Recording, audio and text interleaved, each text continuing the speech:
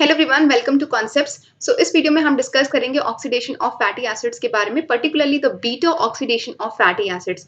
अगर बात करते हैं ऑक्सीडेशन ऑफ फैटी एसिड्स की, so it's of many types. Firstly there are alpha oxidation of fatty acids, beta oxidation of fatty acids, omega oxidation of fatty acids, oxidation of unsaturated fatty acids, and there comes the oxidation of odd chain fatty acids and very long chain fatty acids. So oxidation भी बहुत types की होते हैं, but particular जो आपके level पे important है, it's the beta oxidation of fatty acids.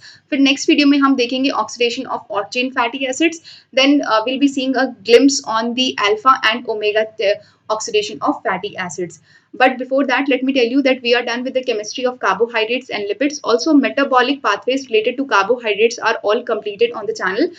So we are done with the glycolysis, HMP shunt, glycogenolysis, gluconeogenesis, electron transport chain, oxidative phosphorylation. हमने सब कुछ बहुत डिटेल में कवर अप किया है along with its energetics and regulation.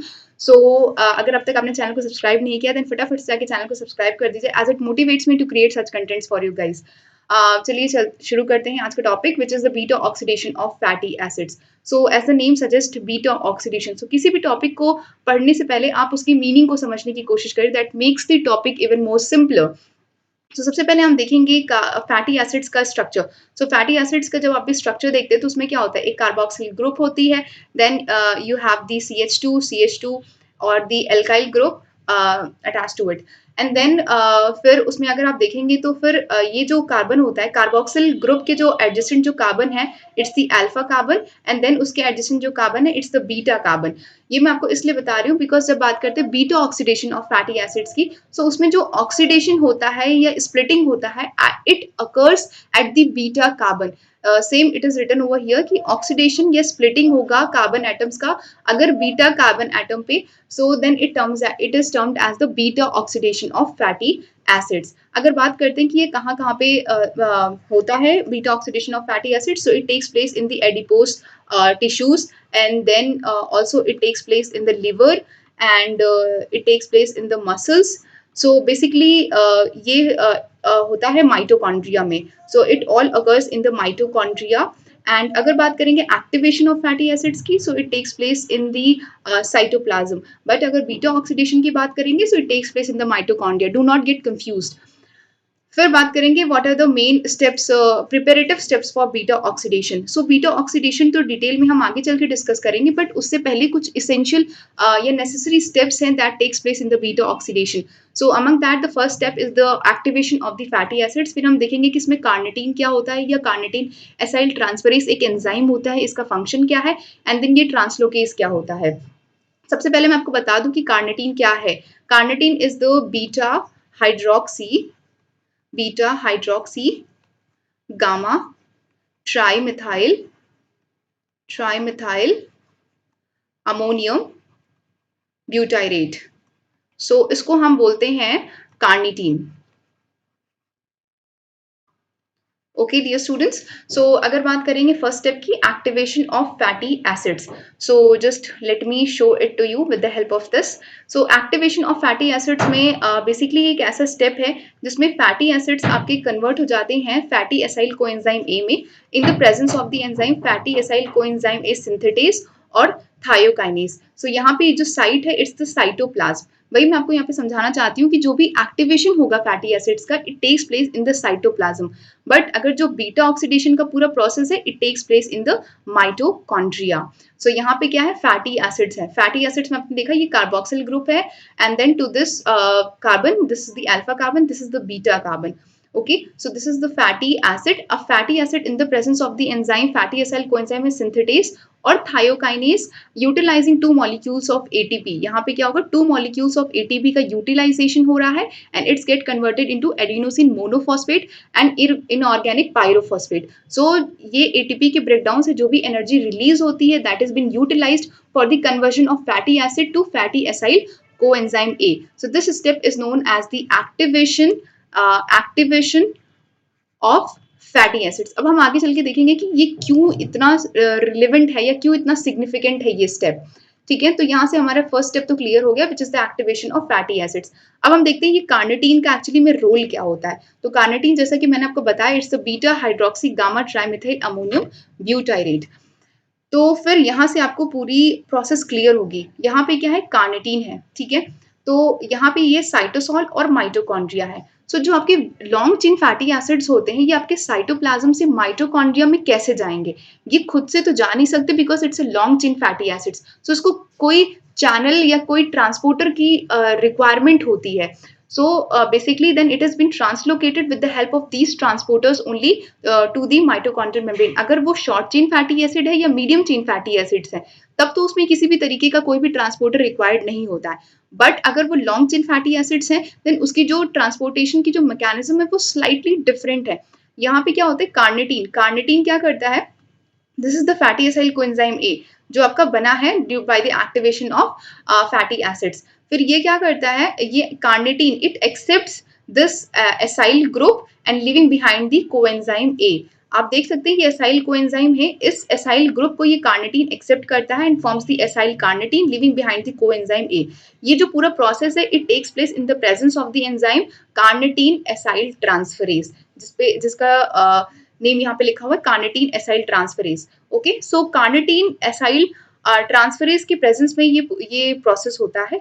And then यहाँ पे ये जो मेम्ब्रेन है, माइटोकॉन्ड्रियल मेम्ब्रेन है, इसके थ्रू ये कैसे ट्रांसफर होगा, तो यहाँ पे एक प्रोटीन होता है जिसको हम बोलते हैं ट्रांसलोकेस प्रोटीन। सो इस ट्रांसलोकेस प्रोटीन के थ्रू ये क्या करता है, एसाइल कार्निटीन ये ट्रांसपोर्ट हो जाता है इनटू द माइटोकॉन्ड्रियल मैट्रिक्स। अब जब माइटोकॉन्ड्रियल मैट्रिक्स के अंदर वो ट्रांसपोर्ट हो गया, then this acyl carnitine actually gives off the acyl group. Then again ये क्या करता है, ये एसाइल ग्रुप को किसको दे देता है, कोएंजाइम ए को दे देता है। Then it again this acyl group along with the coenzyme A forms the acyl coenzyme A and carnitine is left behind. And then ये carnitine क्या होता है, it is again then translocated into the cytoplasm. So इस तरीके से ये पूरा process होता है ट्रांसपोर्टेशन का। कुछ नहीं है, बहुत ही सिंपल, कोई रॉकेट साइंस नहीं है इसमें। बस आपको जो समझने की चीज है वो ये है कि कार्निटीन क्या करता है, एसाइल ग्रुप को एक्सेप्ट कर लेता है एंड एसाइल कार्निटीन बना लेता है and then it is been translocated to the mitochondrial matrix and then again फिर क्या होता है, एसाइल कोएंजाइम में बनता है and carnitine is left behind which is been again translocated into the cytoplasm. So ये वाला जो स्टेप होता है it takes place in the presence of the carnitine acyl transferase enzyme 2। ये जो CAT1 है it is present in the outer mitochondrial membrane और ये CAT2 है it is present in the inner mitochondrial membrane. So this is how this fatty acyl coenzyme is translocated into the mitochondrial matrix. तो यही है preparative steps of beta oxidation की कैसे जो भी आपके फैटी एसाइल कोएंजाइम है वो माइटोकॉन्ड्रिया के अंदर ट्रांसपोर्ट होते हैं। अब बात करेंगे what are the major steps of beta oxidation. But before that एक चीज मैं आपको बताना यहाँ पे वो गया था कि जो कार्निटीन है इसके सिंथेसिस के लिए क्या चीज रिक्वायर्ड है। सो कार्निटीन के सिंथेसिस के लिए आपकी जो रिक्वायरमेंट होती है it is the lysine and the methionine. Lysine and methionine are the two amino acids that has been required for the synthesis of the carnitine. Now coming to the main topic of discussion which is the beta oxidation. So beta oxidation के अंदर आपको total 4 steps देखने को मिलते हैं. The first is is associated with the enzyme dehydrogenase. The second is the hydration. Then third is again the dehydrogenase enzyme is being involved and the fourth is the cleavage. So अगर आप देखेंगे इस पूरे process को beta oxidation के, तो ये पूरा process में आता है आपका सबसे पहले oxidation and then फिर आपका आता है hydration and then again आपका थर्ड स्टेप पे आता है oxidation and then on the fourth step you are having the cleavage. So these are the 4 steps of beta oxidation. So now we'll be discussing each and every step in detail कि इसमें actually में हो क्या रहा है। सबसे पहले अगर हमने आपको activation of fatty acyl coenzyme के बारे में बता दिया कि फैटी एसाइल कोएंजाइम बन गया यहाँ पे by the activation of fatty acids, then it is been transported across the mitochondrial membrane through the carnitine transporter. अब ये ट्रांसपोर्ट होने के बाद में जो पूरा प्रोसेस होता है that comes under the beta oxidation of fatty acids. अब ये फैटी एसाइल कोएंजाइम ही है, ठीक है, fatty acyl coenzyme A, because इससे क्या है, एसाइल कोएंजाइम ए ग्रुप फैटी एसिड से अटैच्ड है। And then in the presence of the enzyme, जो पहला आपका स्टेप है it takes place in the presence of the enzyme acyl coenzyme dehydrogenase. So dehydrogenase enzyme के presence में क्या होता है, it forms the alpha beta unsaturated fatty acyl coenzyme A.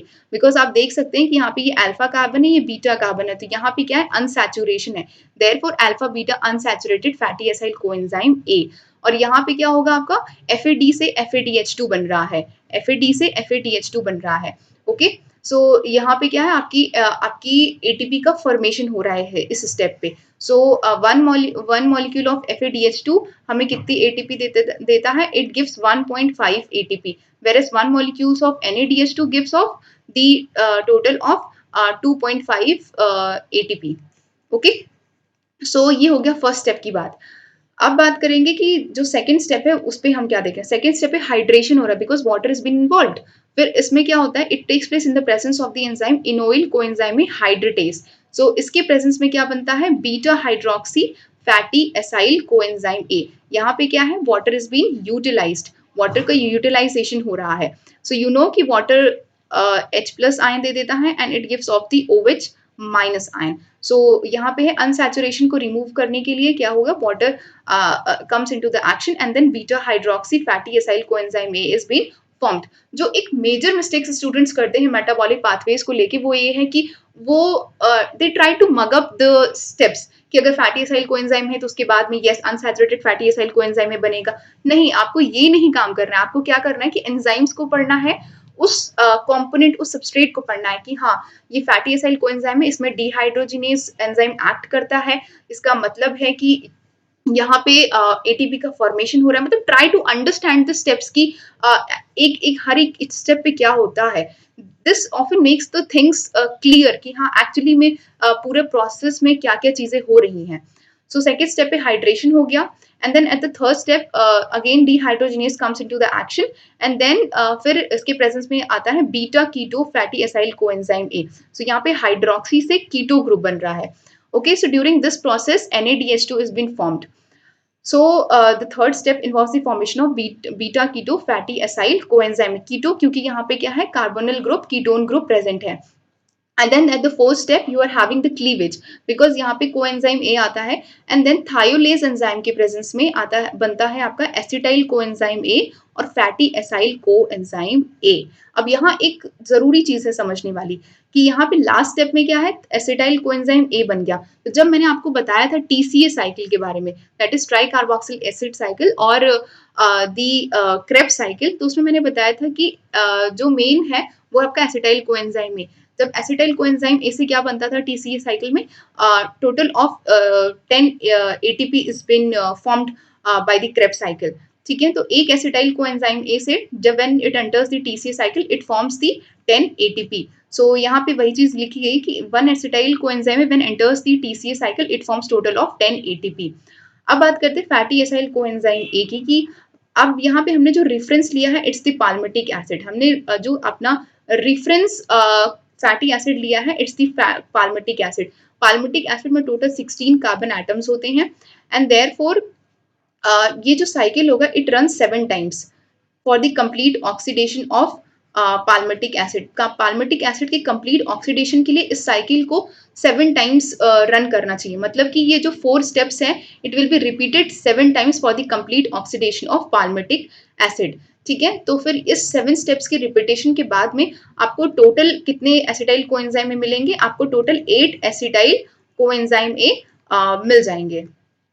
ठीक है, total 8 acetyl coenzyme A will be formed by the beta oxidation of fatty acids. So discussing about the beta oxidation, इसमें total 4 steps होते हैं जिसमें firstly आपका dehydrogenase enzyme होता है, then hydratase, then again dehydrogenase, then at the fourth step you have the thiolase enzyme। अब बात करते हैं इसके एनर्जेटिक्स की। So जैसा कि मैंने आपको बताया कि जो आपका एसिटाइल कोएंजाइम है it enters into the TCA cycle. जब एसिटाइल कोएंजाइम में आपके TCA साइकिल में एंटर करता है then it forms 10 ATP। So total अगर हम बात करेंगे पाल्मिटिक एसिड के केस में तो टोटल यहाँ पे 8 ATP का फॉर 8 एसिटाइल कोएंजाइम में is been formed. So 1 acetyl coenzyme में से 10 ATP बन रहे हैं। सो 8 से कितना बनेगा, 8 into 10 which is equal to 80 ATPs। Then अगर हम बात करते हैं NADH2 एंड FADH2 की, सो ये साइकिल जो है total sorry it runs 7 times. So total अगर हम NADH2 की बात करेंगे so total of 7 NADH2 is formed throughout the step. So NADH2 1 NADH2 yields 2.5 ATP, which is equals to 17.5 ATP. Then we have the FADH2. So total कितने FADH2 का formation हो रहा है? टोटल 7 FADH2 का formation हो रहा है, which is equals to 7 into 1.5, which is equals to 10.5 ATP. So total total beta oxidation of fatty acid से कितने ATP बन रहे हैं? Total it is equals to 80 plus 28. It is equals to 1.108 ATP. ठीक है, तो अगर आपसे कोई पूछे कि बीटा ऑक्सीडेशन से टोटल कितने एटीपी बन रहे हैं, then it is equals to 108 ATP, but net ATP कितना बन रहा है ये आपको ध्यान रखना है। तो आप यहाँ पे देख रहे हैं, मैंने आपको बताया था कि during the activation of fatty acids यहाँ पे 2 मॉलिक्यूल्स ऑफ एटीपी का यूटिलाइजेशन हो रहा है। सो हम यहाँ पे माइनस कर देंगे। So 2 molecules of ATP is been subtracted. So total यहाँ पे कितने एटीपी का फॉर्मेशन हो रहा है? 106 एटीपी। ये बहुत ही इंपॉर्टेंट चीज है जो यूजुअली आपको पता ही होना चाहिए कि beta oxidation of fatty acid से कितने एटीपी का फॉर्मेशन हो रहा है। So beta oxidation of fatty acid से डियर स्टूडेंट्स 106 एटीपी का फॉर्मेशन हो रहा है। नेट जो एटीपी का फॉर्मेशन है, it's the 106 ATP because 2 ATP molecules are utilized at the activation level. So this is the energetics of beta oxidation. I hope that till now the things are clear. अब हम बात करेंगे regulation की कि what is the regulation of beta oxidation. So अगर बात करेंगे beta oxidation of fatty acids की, सबसे पहले क्या होता है कि वेल फेड स्टेट में क्या होता है, दी इंसुलिन टू ग्लूकागॉन का जो रेशियो होता है, it is been increased up. Insulin to glucagon का जो रेशियो होता है, it is been increased. So as a result क्या होता है कि जो एसिटाइल कोएंजाइम ए कार्बोक्सिलेज जो एंजाइम है आपका, इट इज बीन एक्टिव। ये क्या होगा, इसकी एक्टिविटी एनहांस हो जाती है। It's in the active state when the insulin to glucagon का रेशियो जब बढ़ जाता है। अब ये एसिटाइल कोएंजाइम में कार्बोक्सिलेज एंजाइम का सिग्निफिकेंस क्या है? ये क्या करता है, ये फैटी एसिड्स के सिंथेसिस में इंपॉर्टेंट होता है। मतलब कि जब एसिटाइल कोएंजाइम ए पर जब ये एंजाइम एक्ट करेगा, then it results in the formation of fatty acids. So fatty acids के सिंथेसिस के लिए ये एसिटाइल कोएंजाइम ए इंपॉर्टेंट होता है, इंपॉर्टेंट एंजाइम है। एंड देन जब ये एसिटाइल कोएंजाइम में कार्बोक्सिलेज जब ये एक्ट करेगा, देन एसिटाइल कोएंजाइम में जब फैटी एसिड्स का सिंथेसिस करता है, in that case malonyl coenzyme A is also formed. Malonyl coenzyme A is also formed. But जो यहाँ पे दिक्कत की बात है वो ये है कि मेलोनिल कोएंजाइम ए क्या करता है, it acts as an inhibitor of CAT1। मैंने आपको बताया था ना, कार्निटीन एसाइल ट्रांसफरेज एंजाइम, जो कार्निटीन के जो फैटी एसाइल कोएंजाइम ए के ट्रांसपोर्टेशन के लिए रिस्पॉन्सिबल होता है। जो एंजाइम बेसिकली जब कार्निटीन से एसाइल कार्निटीन बनता है, that takes place in the presence of the enzyme carnitine acyl transferase.